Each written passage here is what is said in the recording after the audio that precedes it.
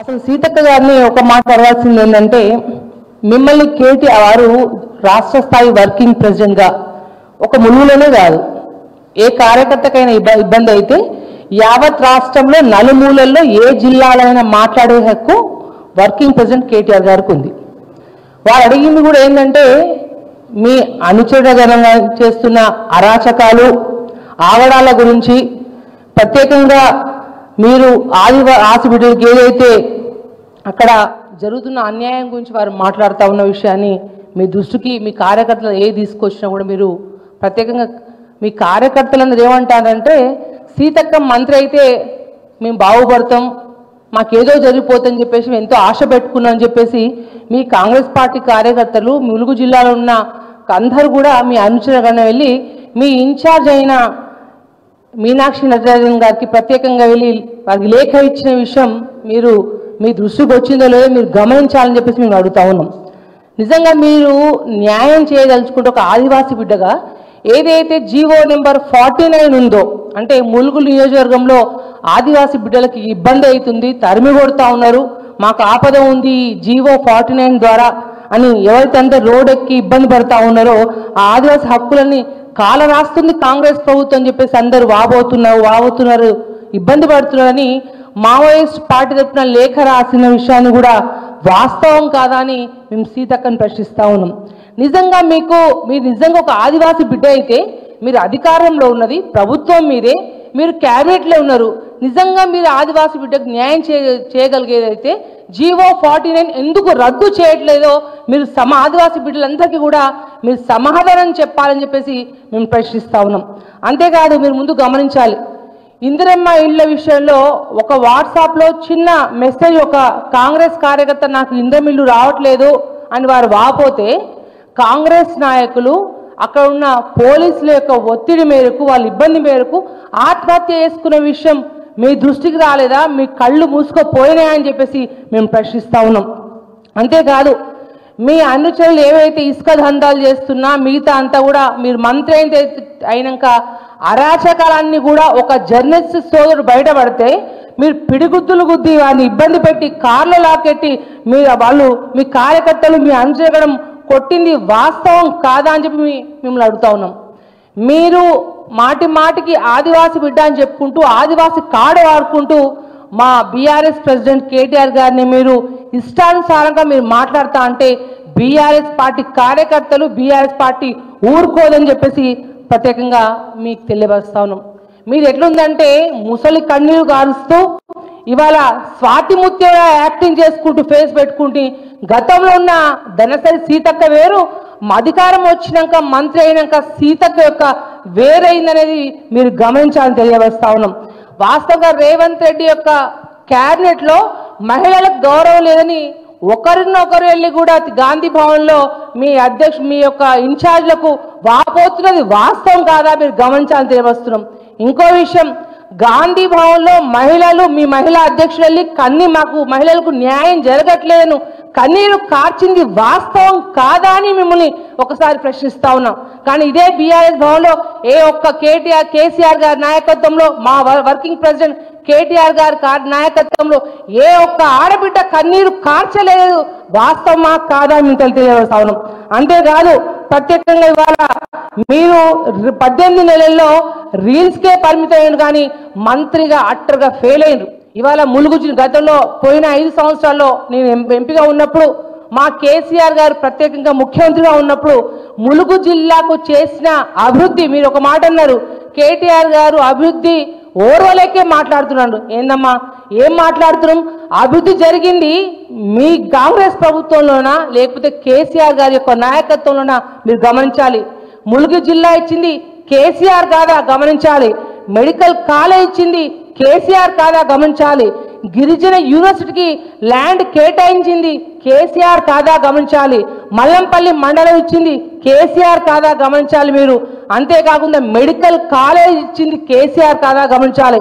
ఇవాళ నువ్వు ఉన్న ఎమ్మెల్యే క్యాంప్ ఆఫీస్ కూడా మీ క్యాంప్ ఆఫీస్తో పాటు యావత్ తెలంగాణ రాష్ట్రంలో ఉన్న ప్రతి ఎమ్మెల్యే క్యాంప్ ఆఫీస్ కట్టించింది కేసీఆర్ కాదా అని గమనించాలని చెప్పి ప్రత్యేకంగా మేము ప్రశ్నిస్తా ఉన్నాం. అంతేకాదు, మీరు నిజంగా ఒక ఆదివాసీ బిడ్డ అయితే నిజంగా మీరు ఆదివాసీ బిడ్డలకు బడుగు బలహీన వర్గాలకు మనందరికీ న్యాయ విధంగా క్యాబినెట్లో మీరు పోరాటం చేయండి. అంతేకాదు ఇవాళ కాంగ్రెస్ ప్రభుత్వం వచ్చిందంటే మహిళలకు మోసం చేసి మీరు ఇవాళ గద్దెనెక్కిండ్రు. నువ్వు నిజంగా ఒక మహిళా బిడ్డ అయితే 2500 రూపాయలు మహిళలకు ఇస్తామని చెప్పేసి మీరు ఏదైతే ఎలక్షన్లో ఇచ్చిన 420 హామీలతో పాటు 6 గ్యారంటీలతో పాటు ఈ 2500 నువ్వు ఎందుకు ఇప్పించలేకపోతున్నావో నువ్వు దానికి సమాధానం చెప్పాలి. నువ్వు మంత్రిగా ఫెయిల్ కాదా లేదా నువ్వు నాకు ప్రత్యేక సమాధానం చెప్పాలని చెప్పి మీకు తెలియపరుస్తా ఉన్నాం.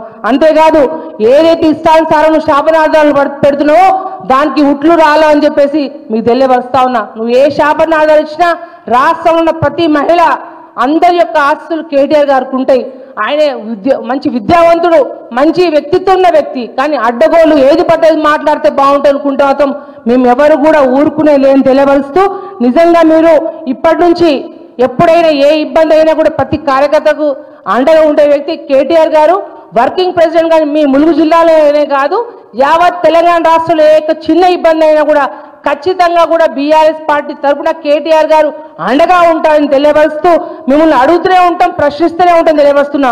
కేటీఆర్ గారు మీకు ఏదైతే మీ రేవంత్ రెడ్డి గారు కేసీఆర్ అయినా రావాలి, కేటీఆర్ అయినా రావాలి అని సవాల్ విసిరిండు కదా, దాన్ని కేటీఆర్ గారు అంగీకరించి 3 రోజులు టైం ఇచ్చిండు కదా. ఇవాళ ఏదైతే సోమాజిగూడ ప్రెస్ క్లబ్ లో ఆ రోజు కేటీఆర్ చెప్పిండు, ఇవాళ చెప్పిండు మీరు వచ్చినా పర్వాలేదు, మీ మంత్రులు ఎవరు వచ్చినా పర్వాలేదు అంటాం. మేము డిమాండ్ చేస్తా ఉన్నాం, దమ్ముంటే మీరు రండి. మీరు కనీసం కేసీఆర్ గారు చేస్తున్న సంక్షేమ కార్యక్రమాన్ని మీరు కొనసాగింపు చేయలేని దమ్ములేని మంత్రులు మీరు, దద్దమ్మలు మీరు. కాబట్టి మీరు దీన్ని పూర్తి స్థాయి ఏదైతే మీరు మాట్లాడుతున్న విషయాన్ని పూర్తి స్థాయి ఖండిస్తూ ఇంకొకసారి ఇట్లాంటి చర్యలు మాట్లాడితే మాత్రం మంచిగా ఉండని చెప్పి హెచ్చరిస్తా ఉన్నాం. ప్రెస్ మిత్రులకి నమస్కారం. కవిత గారు చాలా విషయాలు చెప్పారు. సీతక్క అంటే నాకు గౌరవం. ఆమె అంటే ఒక ఎమ్మెల్యేగా ఉన్నప్పుడు ఉన్న సీతక్క వేరు, కాంగ్రెస్ అధికారంలోకి రాగానే మంత్రివర్గంలోకి వచ్చి నా తర్వాత మాట్లాడుతున్న సీతక్క వేరుగా అనిపిస్తుంది నాకు. ఎందుకంటే ఆమె ఎక్కడి నుండి వచ్చింది, ఏ వర్గాల కోసం పనిచేసి వచ్చింది, మరి వచ్చినటువంటి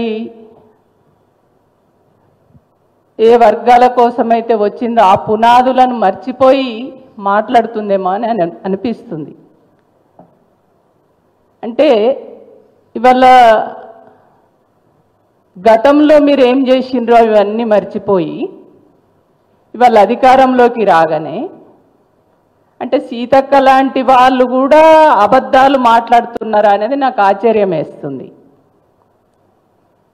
ఒక్కప్పటి సీతక్క కరోనా టైంలో ముళ్ళెత్తుకొని అన్ని రీల్స్ అంటే కెమెరామెన్ వెంట పెట్టుకొని సోషల్ మీడియాలో చాలా గొప్పగా ప్రచారం చేసుకొని మంచి పేరు తెచ్చుకున్న సీతక్క మరి అతి కొద్ది కాలంలో కాంగ్రెస్ ప్రభుత్వంలో మంత్రివర్గంలో ఉంటూ కొద్ది కాలంలోనే ఆ మంత్రివర్గంలో ఉన్న అందరి మంత్రులలో సీతక్క మాత్రం తక్కువ టైంలో ఎక్కువ ఆరోపణలు తెచ్చుకున్నటువంటి వ్యక్తి, మొదటి వ్యక్తి సీతక్క. ఇంత తక్కువ టైంలో ఇన్ని ఆరోపణలు తెచ్చుకుంటుందని నేను అనుకోలే. ఇవాళ కేటీఆర్ గారు ఏమన్నారు, ఎవరి గురించి మాట్లాడిర్రు, తన స్వార్థం కోసం మాట్లాడిండ్రా లేకుంటే వాళ్ళ అవసరాల కోసం మాట్లాడినరా? వ్యక్తిగత విషయాల్లోకి ఎందుకు పోతున్నారు మీరు? ఏకవచనంతో ఎందుకు మాట్లాడుతున్నారు? మిమ్మల్ని గౌరవించే సంస్కారం మాకున్నది. ఎప్పుడు కూడా మీ రేవంత్ రెడ్డి గారిని కానీ మీ మంత్రివర్గాన్ని కానీ మిమ్మల్ని కానీ ఎప్పుడు కూడా ఏకవచనంతో ఎవరం మాట్లాడలే. మీ రేవంత్ రెడ్డి మీకు నేర్పిస్తున్నది ఏంది? ఆయన మాట్లాడే భాషను మీరు కూడా మాట్లాడుండ్రి అనా? మీ రేవంత్ రెడ్డే కదా సవాలు విసిరింది. కేసీఆర్ వస్తాడా, కేటీఆర్ వస్తాడా, కిషన్ రెడ్డి వస్తాడా, ఇంకెవరు వస్తారా, మీరు రాన్రి, నేను కూడా మా కార్యకర్తలను ఎంటేసుకొని వస్తాను. మీరేమంటున్నారు? అసెంబ్లీలో చర్చిస్తాం, అసెంబ్లీలో మాట్లాడతాం అన్నారు అని అన్నారు. కేటీఆర్ చక్కగా వినలేదేమో అంటున్నా. వినంది మీరా కేటీఆర్ గారా? మీరు చక్కగా వినక మీరు ప్రజా సమస్యల్ని మర్చిపోయి, ప్రజలకు ఇచ్చినటువంటి హామీలు మర్చిపోయి, ఇవాళ ప్రతిపక్ష పార్టీలకు సంబంధించినటువంటి నాయకులు ప్రజల పక్షాన ఉండి ప్రజా సమస్యల పైన గొంతు విప్పి మాట్లాడుతుంటే ఇంత ఆక్రోశం ఎందుకు మీకు? ఇంత కోపం ఎందుకు? ఇంత వ్యక్తిగతంగా ఇష్టానుసారంగా ఎందుకు మాట్లాడుతున్నారు? అంటే మాట్లాడాలంటే మేము మాట్లాడలేమా? సీతక్క కొద్దిగా గౌరవంగా ఇన్ని రోజులు మీకుండేటువంటి రెస్పెక్ట్ వేరు, దాన్ని పూర్తిగా పోగొట్టుకుంటున్నారు. ఆనాడు మీకోసం పనిచేసి సీతక్కని గెలిపిస్తే ఆదివాసి వర్గాల కోసం పనిచేస్తుంది, అట్టడుగు వర్గాల కోసం పనిచేస్తుంది, అట్టడుగు వర్గాల అభివృద్ధికి తోడ్పడుతుంది, మా బిడ్డను మేము గెలిపించుకోవాలని ఆనాడు కష్టపడి పనిచేసిన వాళ్ళందరూ కూడా ఇప్పుడు బాధపడుతున్నటువంటి పరిస్థితి తీసుకొచ్చారు మీరు. కాబట్టి మీరు ప్రతిపక్ష పార్టీలకు సంబంధించి మా కేటీఆర్ గారిని, కేసీఆర్ గారిని ఎవరిని ఏలెత్తి చూపించేటువంటి రైట్ మీకు లేదు. మీరు నిజంగానే మీకు నీతి నిజాయితీ ఉంటే ఆనాడు ఇందాకనే మా కవితక్క చెప్పింది 420 హామీలు 6 గ్యారెంటీలు ఏవైతే ఉన్నాయో అవన్నీ అమలు చేయించండి. మా కేటీఆర్ గారికి మహిళల పట్ల గౌరవం లేక కాదు, మీకు లేదు గౌరవం. ఒక మహిళా మంత్రి అయి ఉండి మహిళలతోటి పరాయి దేశాల నుంచి వచ్చిన మహిళల కాళ్ళు గడిగించినటువంటి చరిత్ర మీది. మీరా మహిళలకు గౌరవం ఇచ్చేది? తెలంగాణ రాష్ట్ర మహిళల ఇజ్జత్ తీసే విధంగా మీరు ప్రవర్తించిర్రు. అరే రేవంత్ రెడ్డిని మీ కాంగ్రెస్ పార్టీకి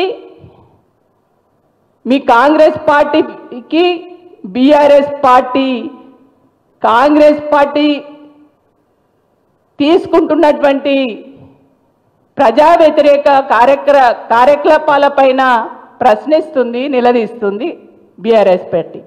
ఇవాళ బీఆర్ఎస్ పార్టీకి కాంగ్రెస్ పార్టీకి ఏమన్నా వ్యక్తిగత గెట్టు పంచి అవుతుందా? లేకుంటే సీతక్కకు కేటీఆర్కి గెట్టు పంచి అవుతుందా? మీరు ఆదివాసి బిడ్డ అని అంటే మీ మీద ఏమన్నా మాకు పర్సనల్గా కోపం ఉంటుందా?